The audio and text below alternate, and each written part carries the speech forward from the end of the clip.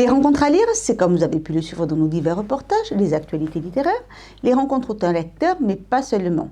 Ce peut être aussi un récital littéraire.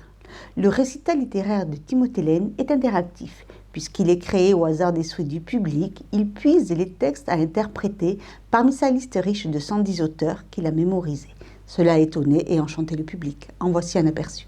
Teignant tout à coup l'éblouité, délire, elle rythme l'or sous les rutilements du jour. Ça fait plusieurs années, ça découle de tout un travail au préalable, par exemple de lecture publique. J'ai fait beaucoup de lecture publique.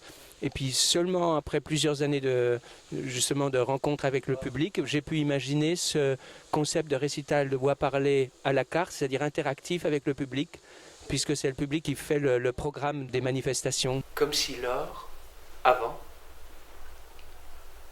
je les avais touchés. Tous les jours, je fais une conversation avec les auteurs, qu'ils soient du Moyen-Âge, de l'Antiquité ou même d'aujourd'hui. Ils sont à égalité et je les convoque chez moi. Je suis la preuve qu'avec une mémoire tout à fait banale, normale, moyenne, en travaillant tous les jours, en faisant un choix de vie, on peut converser avec beaucoup d'auteurs, beaucoup de textes et puis s'imprégner de ces textes.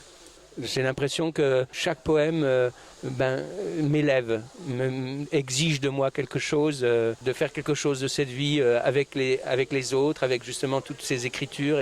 C'est les écritures des autres qui me nourrissent et qui m'aident à vivre, à aller de l'avant. Nous rions. Nous rions. Plus rien ne compte. Plus rien ne compte. Sauf ce rire que nous aimons. Sauf ce rire que nous aimons. Mon rêve, puisque j'ai encore des rêves, ça serait de pouvoir voyager dans les pays francophones pour partager ce plaisir des textes dans d'autres pays francophones.